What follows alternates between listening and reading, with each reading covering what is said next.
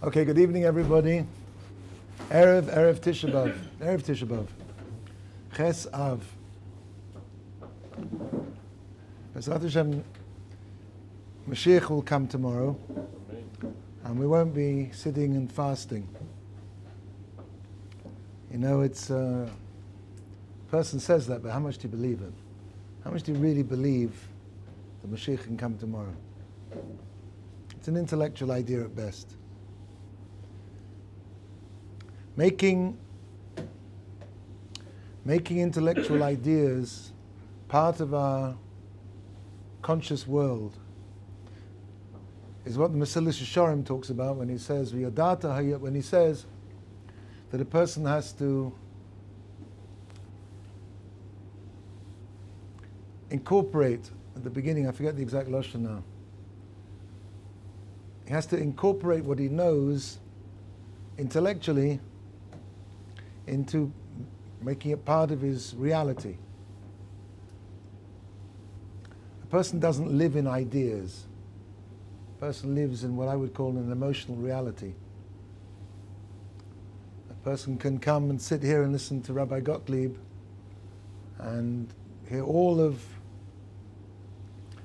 the demonstrations and the verifications of how, with the limit of human intelligence, we can understand that the Torah is true, but that won't make him into a maimin.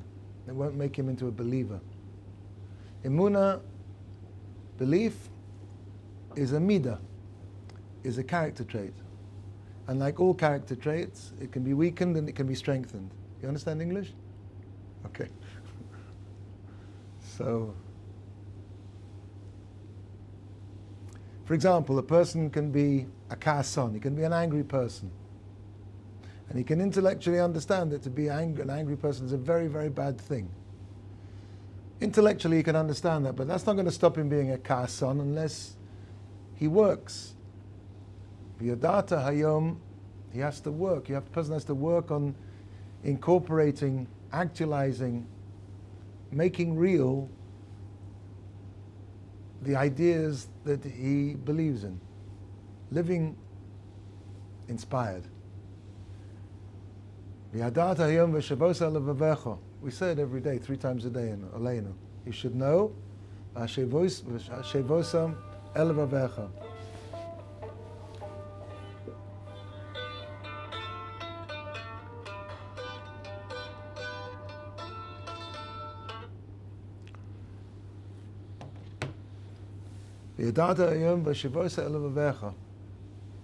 You should know today, and you should return it to your heart.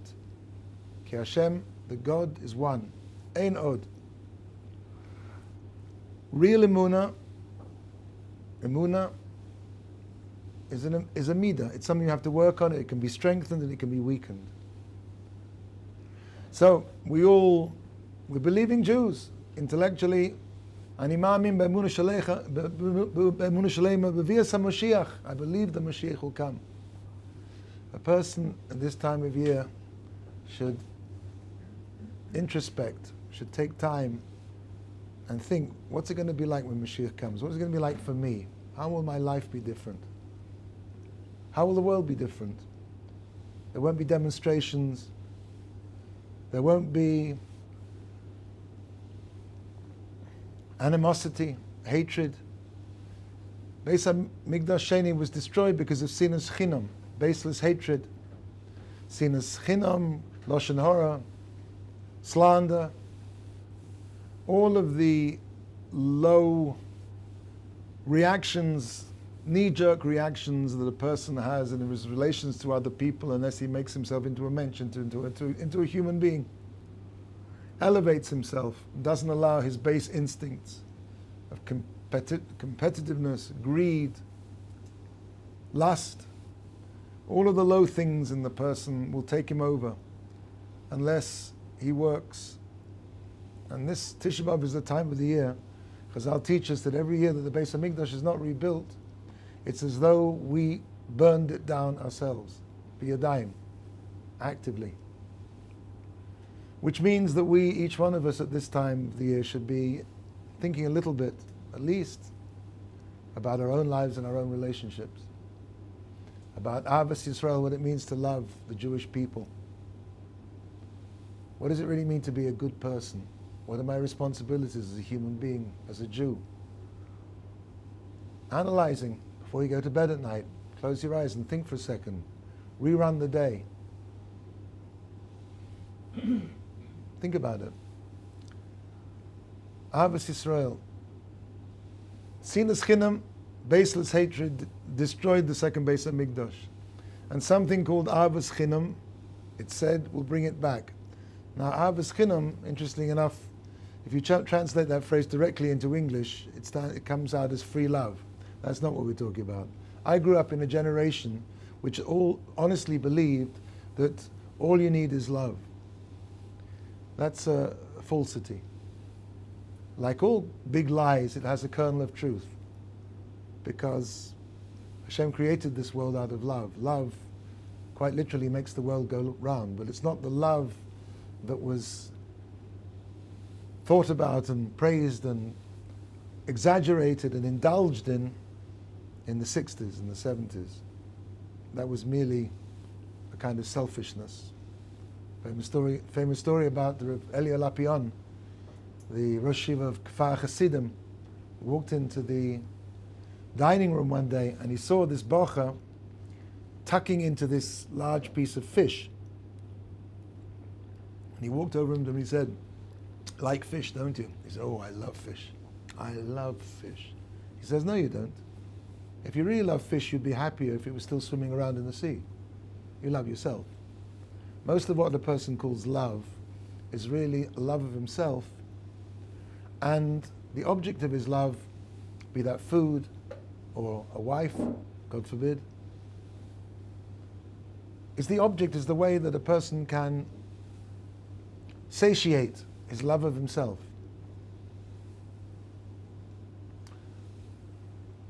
All Lashon Hara comes from a kind of view of the world where I'm the center of everything. I am the center of the world. And you know something, you're breathing my air, you're married to my wife, you're wearing my shirts. And that's the basis of Sinas Chinam, the belief that really everything is mine, and if you weren't here, I would have it. Rabbi Yoel Teitelbaum, Satmar Rebbe, Zecher Livrocha, was well known as a kanoi, as a zealot protecting Jewish values in the secular world and in the Jewish world in general. What's less known about him is that he also had a heart of gold. He was what they would call an easy touch. He was very, very generous, extremely generous, to a fault. Apparently one day this well-known confidence trickster called the Uncle weaseled his way into the Rebbe's study and managed to gain an audience with him. And the Uncle, this confidence trickster, this con man, poured out this sob story, this terrible story about how his wife was in the mental institution and his daughter was 30 years old and she couldn't find a shidduch, and his son had just been evicted from his flat, and Yoel sat there and he looked at him and his eyes filled with tears, and he took all the, went around, opened all the drawers, took all the money that he had, and he said, "Please, take the money, get a shidduch for your daughter, and a flat for your son, a apartment for your son, and pay your wife's hospital bills. Here, take the money." And as he was going out, Yankel, this con man, was going out, the Rebbeson came in, and she sees Yankel going out, and she says, "What was he doing here?" He says, "My dear wife, you have no idea of the tzoros that this poor fellow has. His wife has been in mental institutions. He can't find a shidduch for his daughter. His son's been evicted from his flat." He says, "Son? Daughter? This guy's not even married. None of what he said is true. It's a complete lie. None of it is true." And Rabbi Yoel went, "None of it's true? Oh, Baruch Hashem." That's Ahavas Yisrael. And we laugh because, that's something like so far away from what I'm talking about myself, my reaction would be. It's easy to love and respect somebody when they're just like you. But can you really love someone when they're completely different to you, when they believe in things which are completely the opposite of what you believe, politically? Can you respect them when they take pride in doing things that the Torah says are disgusting and disgust you? Do you look at them through the eyes of love? Even when they're completely wrong, can you cherish the neshama inside, even when the outside is very difficult to cherish? Every Jew, every person is priceless, is a creation. When you smile at somebody, you say you matter. I smile, I say, I see the pure neshama inside you. I love you for free. That's real Ahavas Chinam. There's a story about the Chofetz Chaim that one day in Radin, he saw a Jew being Machal Shabbos B'Fahesia, desecrating Shabbos publicly, and he fainted. And they brought him round, and he said, "What's wrong with my Shabbos that I saw such a thing? What's wrong with my Shabbos?" When we see divisions in Klal Yisrael as are going on in this country, the like of which have never been known before, we have to think to ourselves, what's wrong with my Bein Adam Lechaveiro? What's wrong with my Limud Torah that I see such things and these things are happening? The Nefesh HaChaim already said there are two kinds of kiruv. He didn't say this, but essentially there are two kinds of kiruv. There's a kiruv where a person goes out and he learns with people, but there's another kiruv. And the Nefesh HaChaim explains as follows: what I do has an echo. Our actions have echoes. Our actions ascend to the highest levels in heaven and they come down as a hashpah, as an influence into this world. What happens in this world, all over the world, is the direct result of the way the Jewish people perform in terms of mitzvahs, in terms of chesed, in terms of limud Torah. A typhoon is ordered up in the China Sea. Somebody sits down in the Beis Medrash in Ohr Somayach and learns a Tosfos and breaks his head on it. The typhoon dissipates. This is the way Hashem he goes into great detail about the chain that goes up and up and up of the neshama and the power of the neshama, the power of a Jew. Similarly, he says that a big Talmid Chacham one day doesn't learn with all his might. So somebody who normally learns Gemara, he learns Chumash, and somebody learns Chumash opens up a Jewish newspaper, and somebody who opens up a Jewish newspaper opens a non-Jewish newspaper, etc., all the way down the line until in Paris a Jewish boy marries a non-Jewish girl. There's no responsibility. There's no privilege without responsibility. We have the privilege of being the Jewish people, and that is also an awesome responsibility. And if we see the divisions and the hatred that's going on in the Jewish world at the moment, we have to understand that's a taina on us. I'm sorry to say, but that's the case. We are not performing. And we are looking at sitting on a Tisha B'Av tomorrow night. It shouldn't happen to us. Mashiach should come, but if he doesn't come, we'll all know why that is.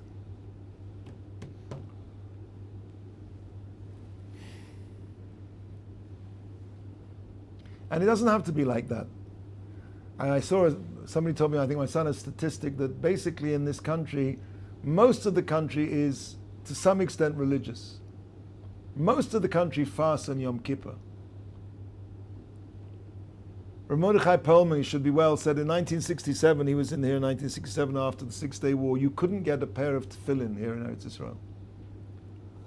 You couldn't buy a pair of tefillin, they had to send them from America. Such was the feeling of the closeness to Hashem and having been rescued. I myself remember I was here in the Gulf War against Saddam Hussein.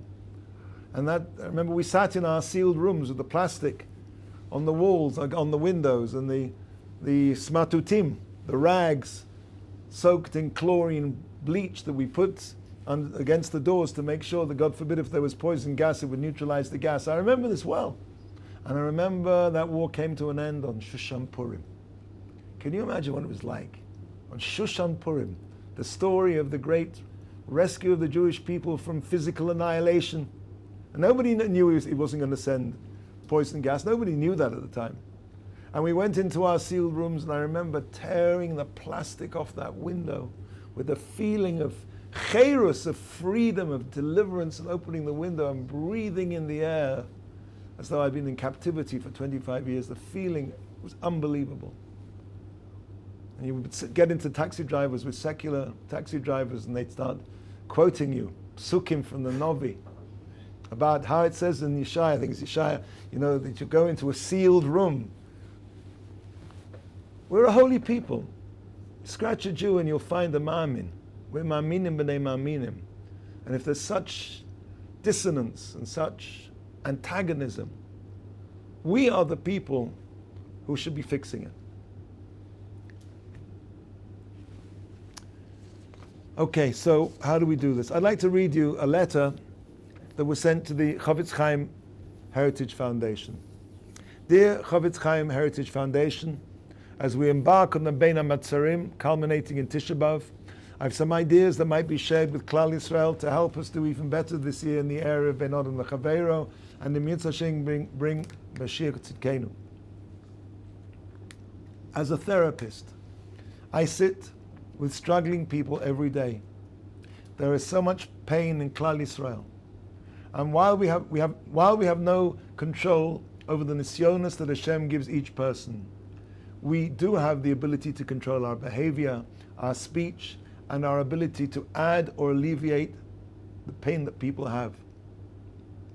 It's time to stop judging other people as to why they were given their nisyonos, their trials. No, you don't know why your friend's child went off the derech, why he stopped being religious. You do not know why someone is still single or they got divorced. And you certainly don't know why a couple is childless or why one of them ill. Stop the comments. Stop the unwanted advice. Stop the judgments. Daven for those who struggle and watch your words. Hatznei aleches, walking with tznius with Hashem, walking humbly modestly with Hashem, is so much more than necklines and head coverings. Klal Yisrael is known as Rachmanim and Baishanim, merciful people, easily shy, embarrassed. Stop posting your nachas.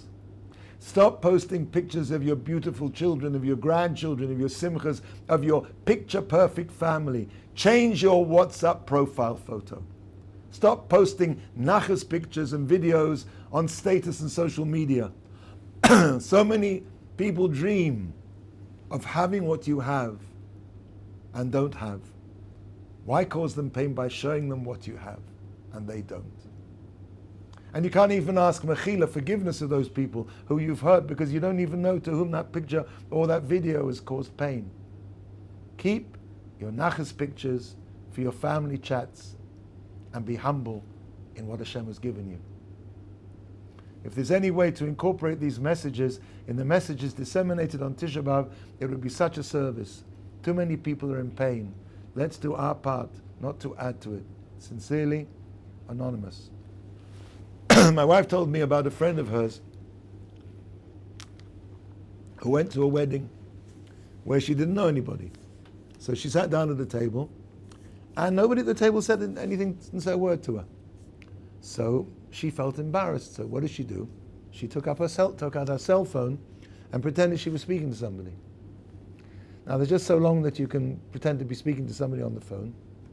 So, and they're not there. So after a few minutes, she felt so bad she just left. Often we go to weddings or simchas or any event and we see somebody sitting by themselves. How are you? What's your name? It's incredible. Each one of us knows how sensitive people are, because we all are very sensitive. You know how sensitive people are because you know how sensitive you are yourself. If you really think other people are less sensitive than you are, why would that be? Think about what hurts you and think about how you can prevent other people from feeling that feeling.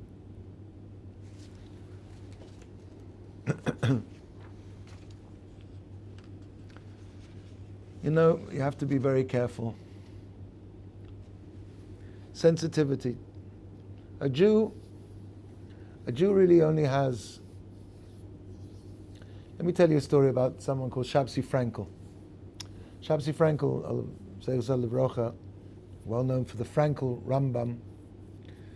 He was well known for digging up ancient Jewish scripts and republishing them. And he found in the, I think it was in the Cairo Geniza. A Geniza is like a storage of, you know, Baruch Hashem. We have so many texts from Rishonim and even before because of Genizot. A Geniza basically means a place where you put a Jewish holy book when it's become unusable. So there are many places in the world.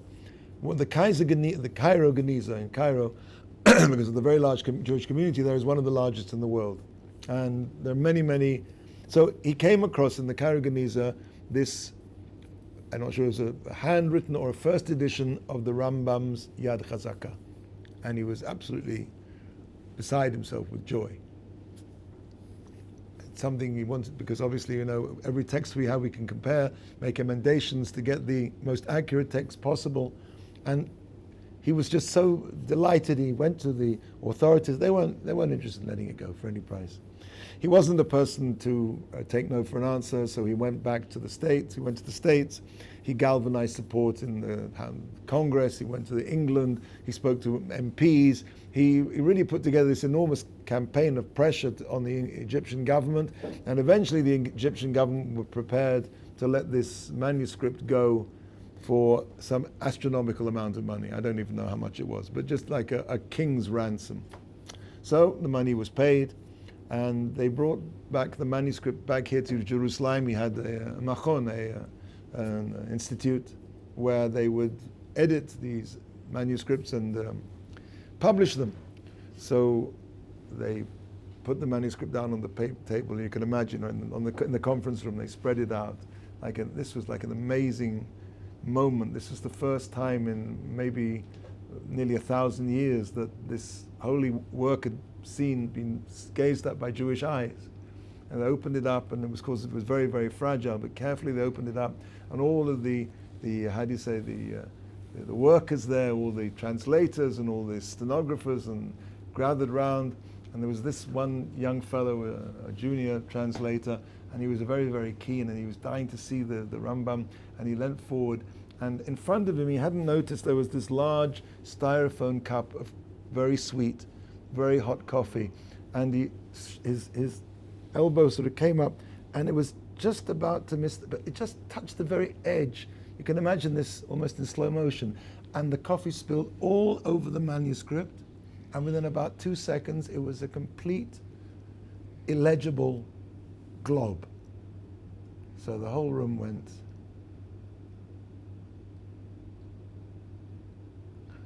Shabsi Frankel walked over to this guy. He put his arm around him. He said, "Don't worry. We'll get you another cup of coffee." Up to the moment that manuscript was destroyed, his entire job was to bring that manuscript to the eyes of the Jewish people, to edit it, to publish it, to spread Jewish knowledge. As soon as it was destroyed, his job was to make sure that a Jew didn't feel bad. This is what it means to be sensitive. Sensitivity to understand the situation. What does HaKadosh Baruch Hu want from me right now? And it can change like that, on a split second. And a person who's really thinking about serving Hashem will serve Hashem whatever that the job is, and the job can change very quickly.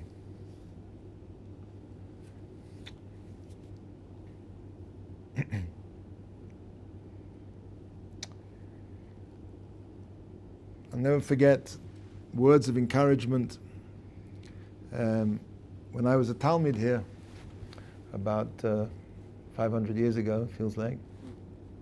I was in the Shir of Reb Doiv Schwarzman, Zecher Tzaddik Livracha. Reb Doiv was a genius, unparalleled genius. Reb Moshe Shapiro Zecher Tzaddik Livracha said at his levaya, at his funeral, there was nobody like Reb Doiv, and there never will be anybody like Reb Doiv. Just a pretty amazing thing to say. Reb Aaron Kotler, Zecher Tzaddik Livracha, chose him out of all the Bochrim Eretz Yisrael to be his son-in-law. He was an unbelievable. And I was, Baruch Hashem, I was zoichet to be close to him. I found he was close to him. I first arrived here at the age of 37. I hadn't opened the Talmud since I was 37. And 37, first thing you do with the 37-year-old bocha is to get him married. So he took me under his wing, and whatever. Eventually, Baruch Hashem, I met my wife, and he was very much like our tati. He was like the family, the father of the family. And I went in, but I never learned under him. And I was, at the time, I was in my Rebbe, Naftali Kaplan, Bodl Ben Chaim Tovim. I was in his shir, and Reb Naftali's shir was so slow. He's well known as a mashkiach, but what's less known about him is he was a brilliant mechanech in terms of teaching somebody how to learn Gemara. And I learned many, many things from him. But the speed we used to go at was, we were going so slowly in the Gemara, we were actually sworn to secrecy. We weren't allowed to tell people how slow we were going. We would do everything. He would make sure everybody in the class knew everything. And so I went into Reb Dov's shir. Now Reb Dov was the top shir in Ohr Somayach, and Reb Dov's shir was like unbelievable. He was like, I counted the words before I got lost. It was about 15 words into the shir, and I had no idea what he was talking about. So it was a high-level shir, and he was a genius. And he came over to me. I'd been in the shir for about a week, and he said, "Who is your chavrusa?" So I said, "I don't have a chavrusa." He said, "You don't have a chavrusa? I will be your chavrusa." And he used to take me, this Odom Godel Ma'od, this extremely great Talmud Chochem. He used to take me after the shir and sit me down and go through in English one of the points, until I got it. And that to me was so sensitive and showed me what it meant to be a Rebbe. You don't just say, you don't have a chavrusa, work it out. His greatness was not just in Torah. His greatness was that he was a great human being. Our words have echoes. There's a story about a young man who went to a big Talmud Chacham shortly before he got married, because he said he couldn't get married because he had something that had been weighing on his mind. And even though Chazal teaches that the day a person gets married, they're forgiven for all their sins, he felt there was something that had happened in his life that even the day of his marriage would not atone for. So he said to this Odom Godel, this great man, this great Talmud Chacham, he said, "I grew up in Yerushalayim at a time when food was a luxury. Nobody even knew what a banana looked like, except in a picture. So one day the Rebbe went out of the classroom for a few moments, and he left a few coins on his stender. I was hungry," said this fellow, "and I took the money and I put it in my pocket. The Rebbe came back and he saw immediately the money wasn't there, so he made the whole class stand in a line facing the wall, and one by one he checked our pockets. So quickly, before he got to me, I dropped the money into the pocket of the boy who was standing next to me. And when it came to his turn, he couldn't believe that the money was there, and he started to cry. He pleaded with the Rebbe and told him that he hadn't stolen the money, but of course nobody believed him. So after that he got a name of being a ganef, of being a thief. And after that, not long after, he dropped out of the cheder, and bit by bit he went down until he completely left his Yiddishkeit and he became a Chiloni. And so this fellow said, "I can't get married with this on my conscience. How can I ever do tshuva for what I did to that boy? I ruined his life." So this Talmud Chacham said to him, he said, "It reminds me of something that actually happened to me when I was in cheder. The Rebbe also made us stand in a line facing the wall, but when he found the culprit, he didn't let on, but he simply took the money, He put the money back in his pocket, and when he got to the end of the line, he said, Tov, let us all say together, Hashivenu Hashem elecha v'noshuva, Chadesh yomeinu kekedem, we'll return to you, Hashem, and you'll return to us, renew our days as of old. Bring us back to you, Hashem, and we will return. As it happens, that little boy who took the money went on to be one of the great Talmidei Chacham of this generation. Same situation, two reactions. Said the Talmidei Chacham to this fellow who was about to get married, he said, you were not to blame for the other boy dropping out. You were young, you were hungry, and this fellow who dropped out, Hashem will understand what he went through, and he will be judged favorably. Of that I'm sure. So the person I'm most concerned about is the Rebbe. A moment's lack of judgment and sensitivity, it ruins somebody's life. It's frightening. A moment's lack of sensitivity can ruin somebody's life, and a moment's sensitivity can save his life. A couple of years ago, on a Shabbos afternoon, I went to speak to a group of young boys and girls who were just about to go into the IDF, into the army, secular kids. So to prepare them better for their leadership roles,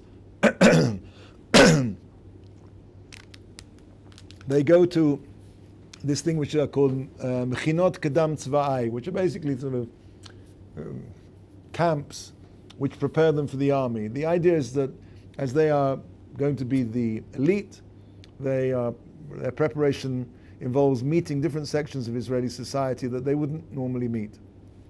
So this particular Shabbat, they were being hosted by Haredi families in our area. They were very nice kids, intelligent, articulate, and for the most part, they never had any in-depth encounter with someone who was Haredi. I emphasized to them that as a Jew, I have an obligation to love and respect every Jew as my brother, and that Haredim care and love their secular neighbors, even though this may not immediately be apparent. The gulf between the two worlds, which unfortunately seems to have got much bigger, was difficult to bridge that afternoon, but I felt that I made some headway. Towards the end of the presentation, one of the girls accused me of not being a typical Haredi. I said, I'm not sure what a typical Haredi is, but you know, I am a Haredi. I'm sorry. You have to put me into your calculation as well. I may not be your stereotype. She said, no, you're not Haredi. You don't seem judgmental to me. She said, at my lunch, my hostess made me feel like and then she said in Hebrew, Kakara Reka, an empty wagon. Now it's very interesting, an empty wagon, because I'm not sure she realized it, but this was precisely the argument that the Chazon Ish made to the then Prime Minister of Israel. What happened was David Ben Gurion went to Bnei Brak to speak to the Chazon Ish to try and reach a compromise about yeshiva students and army service. Nothing really changes very much. And Ben Gurion asked the Chazon Ish how the two communities could find a way to live together. And the Chazon Ish responded by quoting from the Gemara in Sanhedrin, which says, if two wagons meet each other while on the ascent to Beit Choron, how should they act? Who gets precedence? If one is laden and the other is unladen, the latter, the unladen wagon, must give way to the former. The Kakara Reka, the empty wagon, has to give way. The Chazon Ish said that the Haredi community is like a wagon laden with the tradition, the customs of centuries, while the secular community is a young community. It's unladen.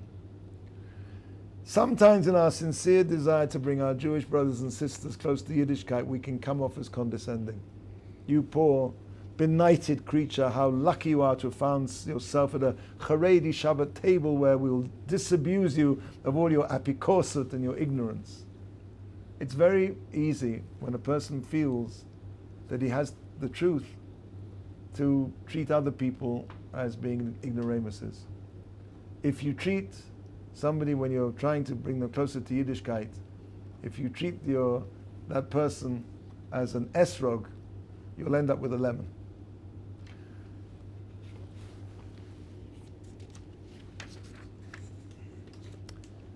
Our actions have echoes. I'm not sure I managed to reverse this young girl's impression of Haredim, but if that hostess had realized that she was really doing the opposite of what she wanted to do, I think she would have felt very bad. Our actions have echoes. My son once told me of a beautiful story that the first day, when the kids get on the bus to go to Cheder for the first day, it's like all the big boys, and they're kind of really shy, and they cry. A lot of them cry. He told me that there was this big boy on the bus the first day he went to Cheder, came over to him and gave him a sweet. So he said that every El after that, when all the young ones start the Cheder, he always makes sure that he has a pocket full of sweets to give to the young kids who might cry. How do we look at people who we completely disagree with, who seem to be doing total evil in our eyes, and how do we don them the kafschus? There's a story about Reb Chaim of Volozhin, who once raised a lot of money to rescue a Jew who'd been captive. Back in those days, there was a favorite thing the non-Jews used to do was to find a Jew, take him ransom, and ransom him off for a lot of money. And there's a mitzvah of pidyon shvuim, ransoming captives, and he raised a lot of money. And the only way to get to this town was to go through this forest.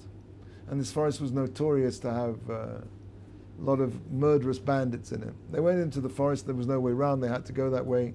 And almost immediately as they got into this forest, the bandits overtook them, took them captive, tied them up, took the money, and then said, "We're going to kill you all."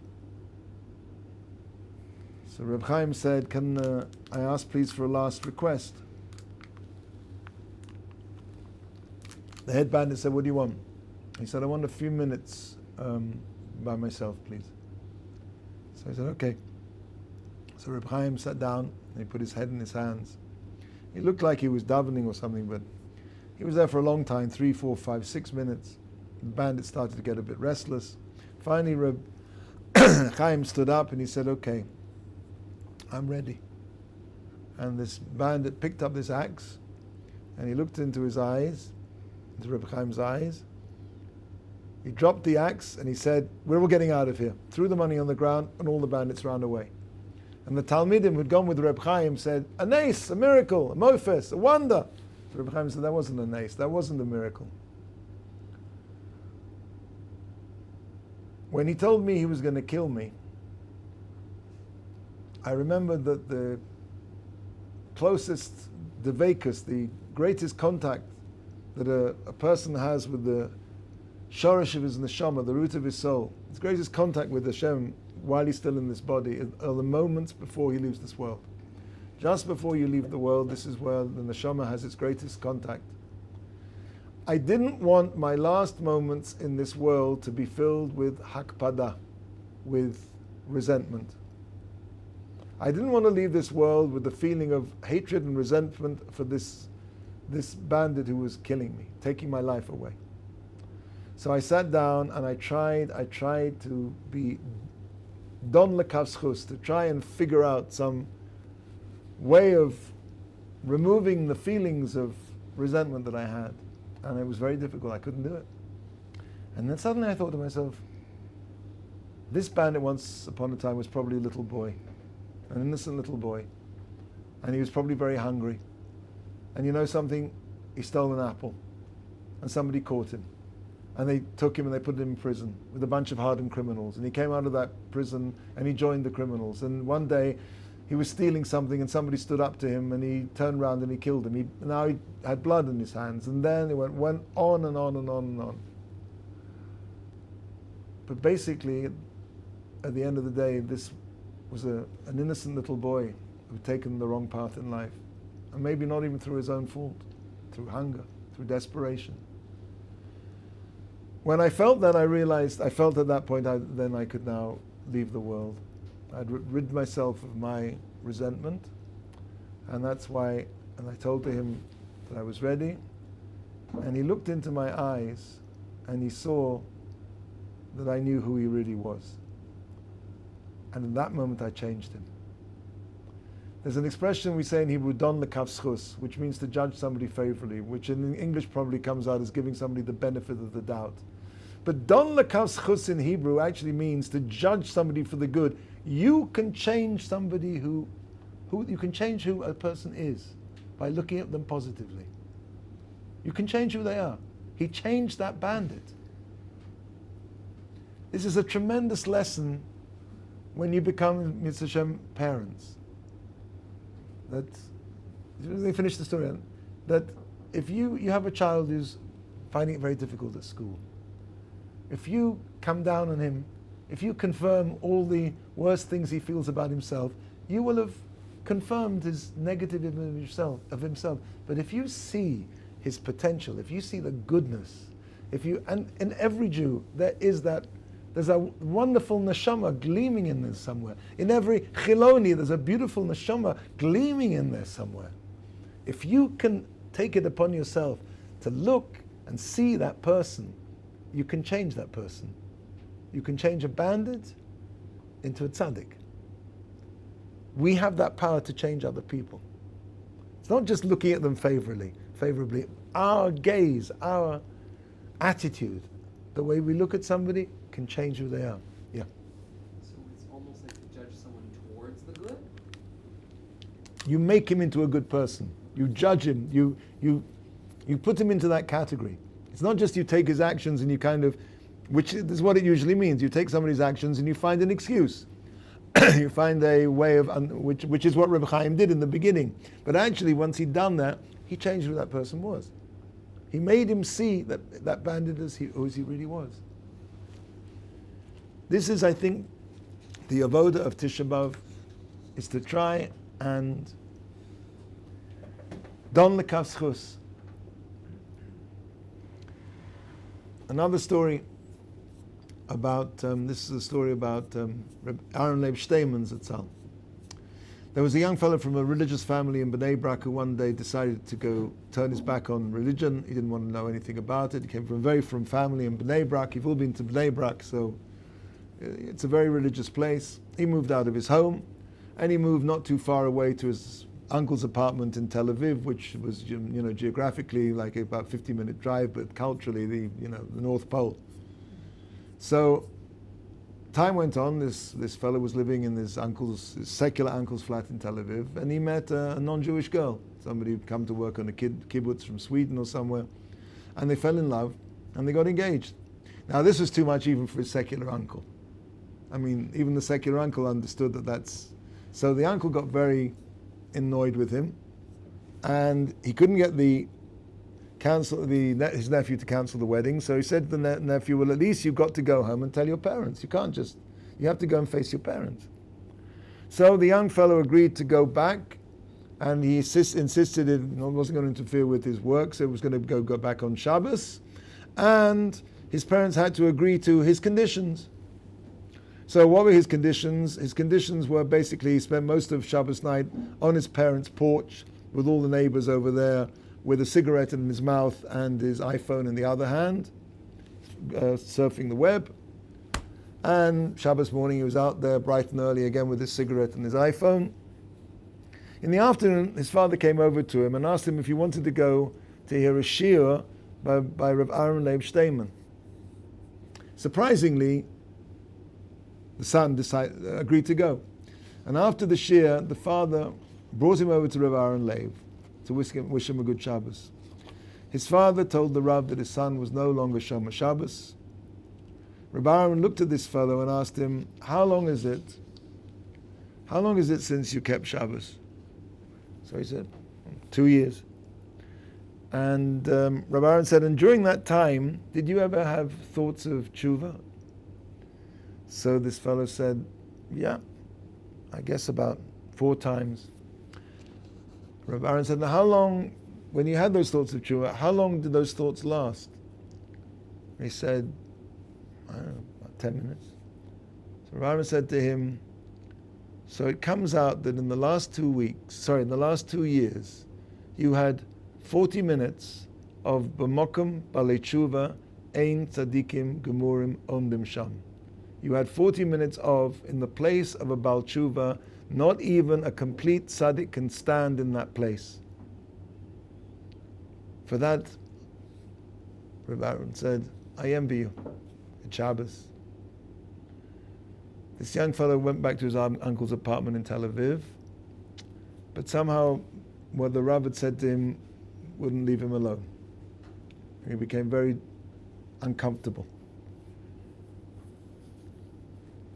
He decided he was going to cancel the wedding, and one thing led to another until he became, again, got back to Yiddishkeit, and today apparently he's learning in a kollel. Now if you think about it, something I just told you about this story doesn't make any sense. Why would he want to go and hear a shir from Reb Steinman? Why did he agree to go to the shir on Shalashudas on Shabbos afternoon? There he was sitting on his parents' porch, puffing cigarettes and playing with his iPhone. Somebody asked him this question, and he said, when I was in Kita Dalet in Cheder, my class went to be tested, have a feher with Reb Aaron Leib Zatzal. So the Rebbe, my Rebbe, had asked Reb Aaron Leib that he should give us very easy questions. So Reb Aaron Leib asked questions that everyone could answer. So when each boy answered this question, Reb Aaron Leib gave him a candy. So when it was my turn to go in, he asked me an easy question, but I didn't know the answer. So he asked me an even easier question. I still didn't know the answer. So he asked me even an easier question, and I still couldn't answer. While everybody else was leaving with their candy in their hand, Reb Aaron called me over and he said to him, in Torah and Yiddishkeit, you get reward for effort, not for results. All the children tried to answer one question, and so they got one candy. You tried to answer 3 questions, so you get 3 candies. And with a smile, he dropped 3 candies into my hand.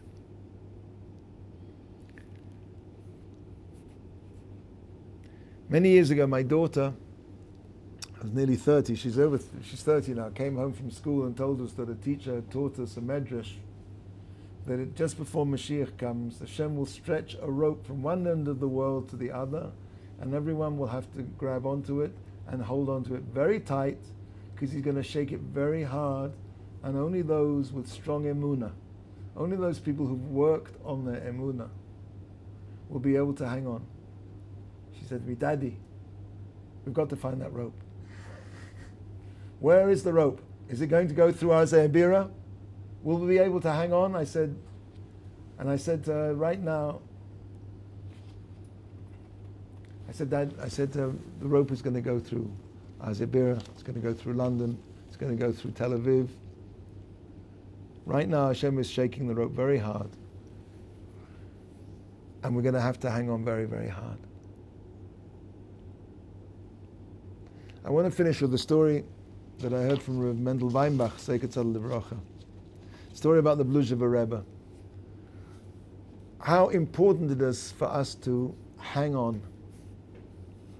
Even when the world seems to be trumpeting a series of values which are inimical to us, even when the secular world seems to be so attractive, where the whole world is saying, why are you Jews sitting there unwashed with your beards and your unkempt hair and your itchy beards? We're going down to the sea. We're going to chill. We're going to have our pina coladas by the pool. What are you guys doing there in the dark on the floor? The story is about the Bluzhever Rebbe. The Bluzhever Rebbe Zatzal was a lion of faith, of emunah. He lost his wife and 11 children in the war. And he managed to emerge from the war and rebuild his family, rebuilt a community, the Bluzhever Rebbe. The story goes like this, that the Nazis were building this road called the Janauska Road, and they were using slave labor, Jewish slave labor. And one night the Allies came over and they bombed this road. They bombed it to smithereens, and the Nazis were furious. So they wanted to take it out on the Jews. So they herded all the Jews out of their huts into this freezing Polish winter, and they made them all line up at the mouth of the largest of the bomb craters. And they said, Jews, we're going to have a little entertainment tonight. Each one of you is going to jump across this crater. Those of you who make it to the other side can go back to your bunks. Those of you who fall into the crater will be machine gunned to death. Let's start. So in that line was the Bluzhev Rebbe, and there was another fellow who the Bluzhev Rebbe had made friends with, who completely lost his faith in the war. During the war, he just lost his faith in God completely. But they became friends, and he said to